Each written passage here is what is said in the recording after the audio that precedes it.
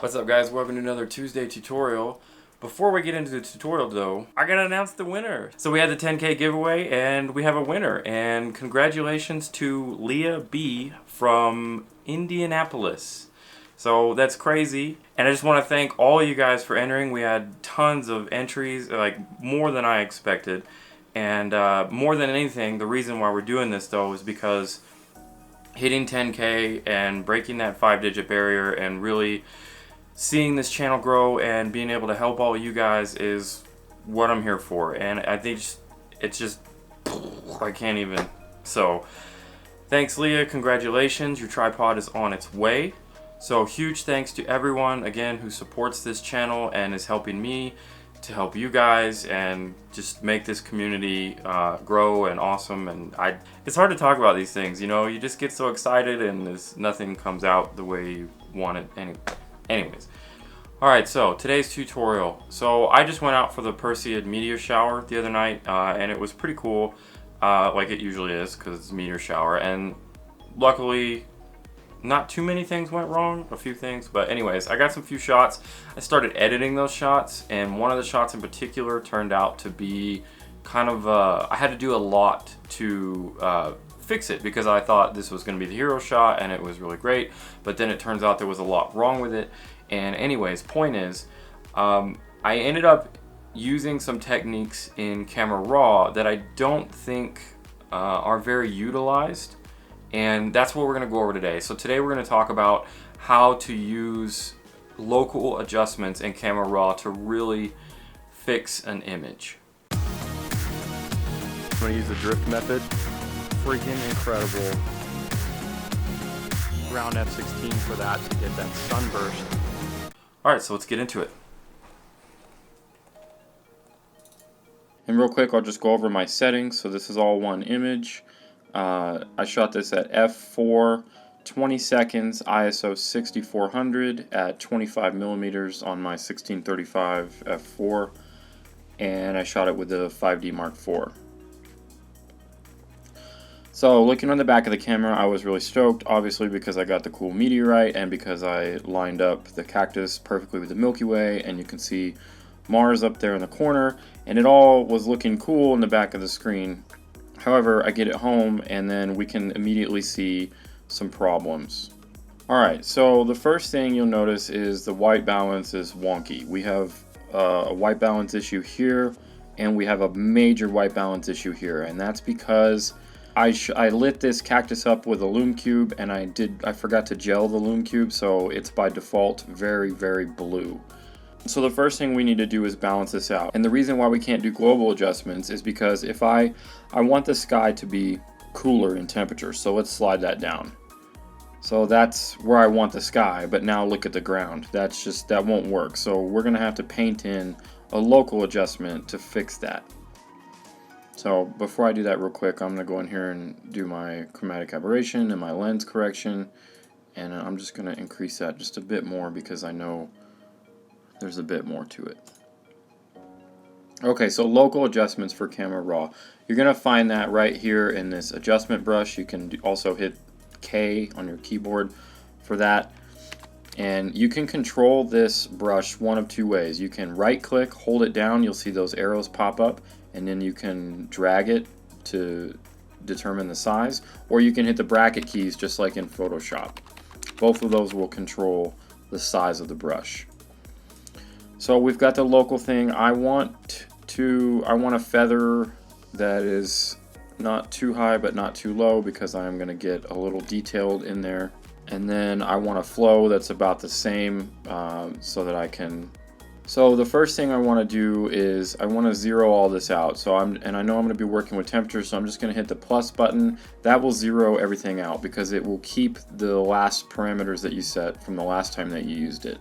So I've got the sky cooled down to where I want it, so now I'm going to warm up the cactus and the ground, and I'm just going to start painting real loosely to get an idea, and that's not warm enough, so then I'm going to go ahead and adjust this to where I want. And I'm also going to have to adjust the tint a little bit as well, because it was a little too magenta, and as I warm up the tint will change too. So that's starting to look more natural. So I'm going to go ahead and finish painting in here. Now what's really going to help me is because I need to paint these all the ends of the yucca, and that's going to be a pain in the it's going to be a pain. So what I'm going to do is I'm going to go here and click mask, and it'll let me see. So now I'm going to hit Control and plus, and that will allow me to zoom in, and then I'm going to hit the space bar and hold down, and I can drag. So now I can see in white where the mask is going to be, and I can change my brush size to paint all this in.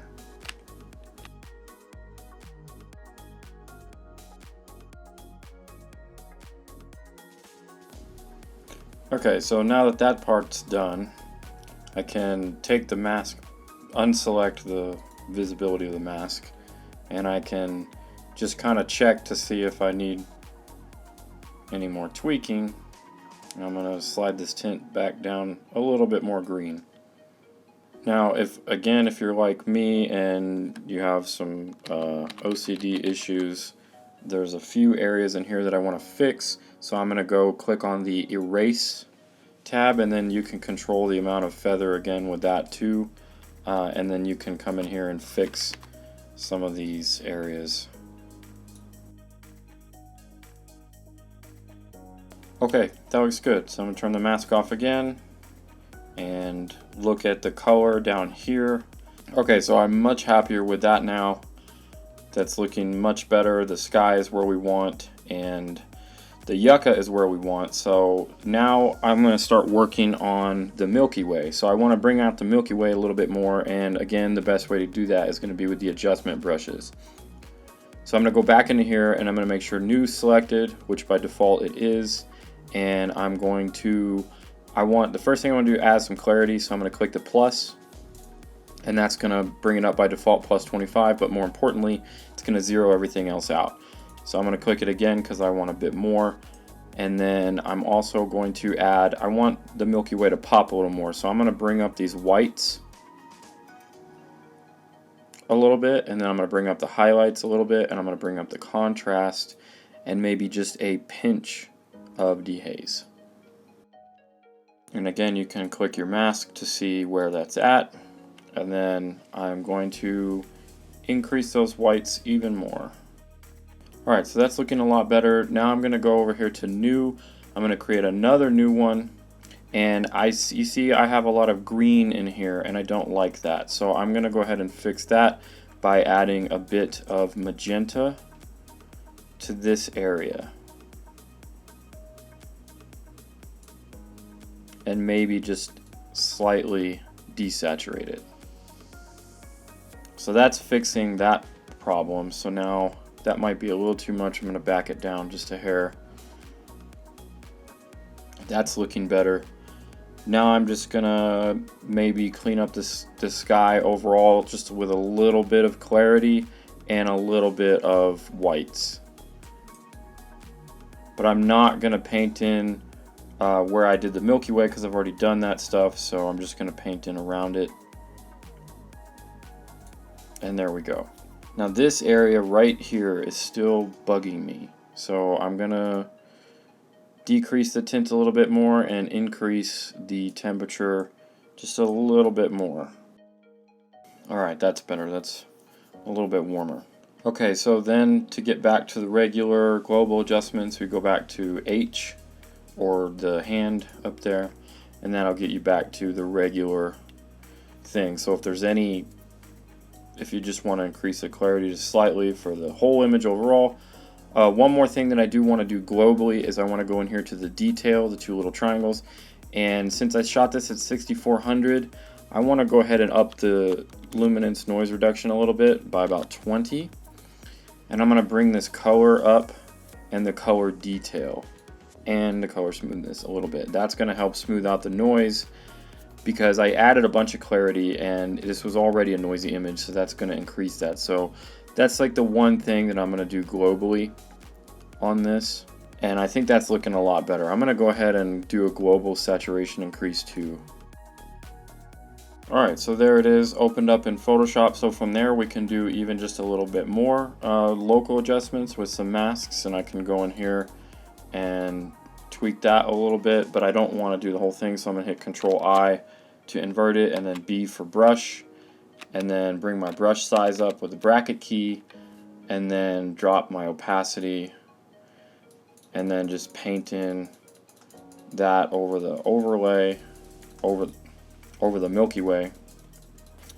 And there it is. I won't go through the rest of what all I'm going to do to this image because this is about the local adjustments in Camera Raw. So there's my final image, and let's hop out of the computer because we're done here.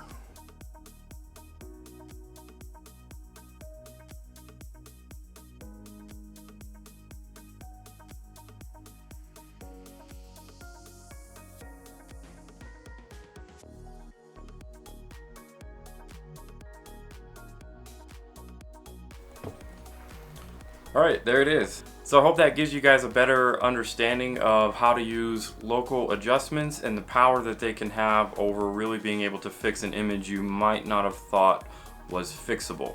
And like I said before, I'm doing this in Camera Raw, but you can certainly do this in Lightroom too. It's the same thing because Lightroom is basically just has Camera Raw built into it, and it's nice and just a big fancy Camera Raw basically is what Lightroom is. But even if you're not using Photoshop or Lightroom, the point of this whole thing, really, the underlying point is really being able to utilize this kind of stuff and thinking about how you can fix your images or how you can take your images to the next level through editing. You can do this stuff on your phone too with Photoshop Mobile, with Lightroom Mobile, with Snapseed. They all have local adjustments, and they all are opening up a lot of possibilities for doing stuff like this. Alright, so I hope that helps you push your creativity. If you have any questions about any of the stuff that I went over or anything that I didn't go over that you want to know, make sure you leave those in the comments below and I'll definitely answer them. But I am going to wrap up this video because it just so happens to be my 10th anniversary and I've got some anniversary dinners to get to. So leave those questions in the comments below. Hit that like button if this helped you out. Thanks for watching, and I'll see you in the next video.